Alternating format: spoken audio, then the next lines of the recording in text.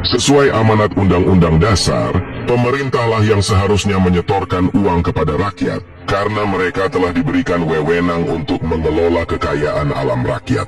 Tetapi karena kelicikan pemerintah bersama para pembantunya DPR, maka pada tahun 1983 diciptakanlah sebuah undang-undang baru yang dinamakan Undang-Undang Pajak. Undang-undang ini adalah warisan kolonial VOC, dan pajak inilah simbol penjajahan yang ditolak dan dilawan para pejuang kemerdekaan dulu. Namun kemudian dihidupkan lagi oleh Presiden Soeharto. Artinya, sia-sialah kematian para pejuang gugur di medan perang melawan perbudakan alias pajak.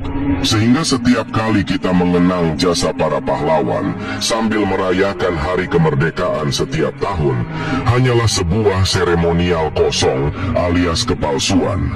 Ternyata kita belum merdeka, bahkan para penjajah itu ikut berdrama merayakannya bersama kita. Apa sebenarnya hakikat dari kemerdekaan? Dan bahwa penjajahan bukanlah soal warna kulit. Jika kolonial VOC datang hanya berdagang, para pahlawan tentu tidak keberatan, sebab aktivitas dagang itu akan membangkitkan ekonomi rakyat. Tapi karena manipulasi administrasi dan perekrutan prajurit, mereka semakin berkuasa dan mulai memajaki rakyat. Maka itulah penjajahan yang dilawan para pahlawan sampai rela mati demi membebaskan anak cucu mereka dari perbudakan pajak. Jadi sungguh benar apa yang dikatakan Bung Karno, perjuanganku jauh lebih mudah dari perjuanganmu. Perjuanganku melawan penjajah berkulit putih, tapi perjuanganmu akan melawan penjajah berkulit coklat. Intinya Londo Ireng alias penjajah kulit coklat jauh lebih berbahaya ketimbang kolonial Belanda. Jadi jika Anda menyadari betapa gilanya semua ini, Anda akan faham bahwa kemerdekaan yang dirayakan rakyat dahulu adalah bebas dari perbudakan pajak.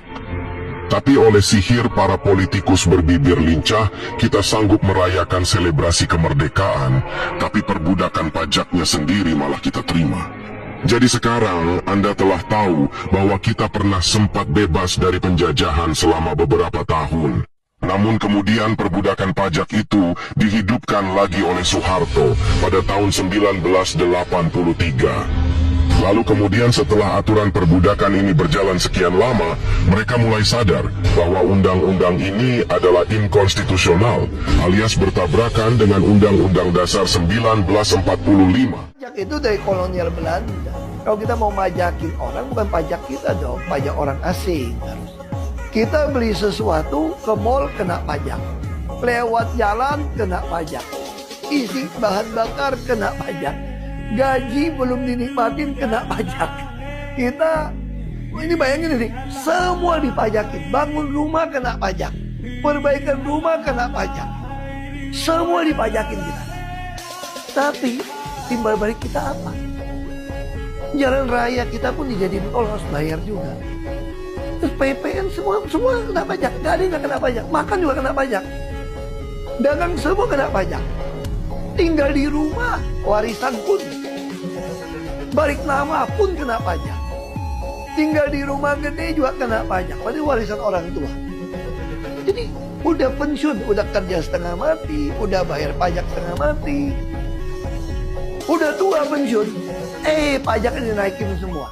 80% pendapatan negara dari rakyat. Kita nggak waras bernegara. Ini cocok dengan tema kewarasan kita. Nggak waras kita bernegara ini. Masa 80% hidup negara ditanggung oleh rakyat? Sementara kita sumber daya berlimpah, Mas. Loh, sepanjang belum ada presiden yang mengatakan bahwa hentikan semua pajak, hapus semua pajak, maksimalkan sumber daya alam untuk memakmurkan rakyat, baru kita bicara negara bangsa. Sepanjang ada presiden yang naikin pajak, pungut pajak, tambah, hanya ngatur pajak, oh ini kita turunkan, ini kita tambahkan, ini kita pindahkan, sepanjang masih ada pajak, menyalahi prinsip bernegara.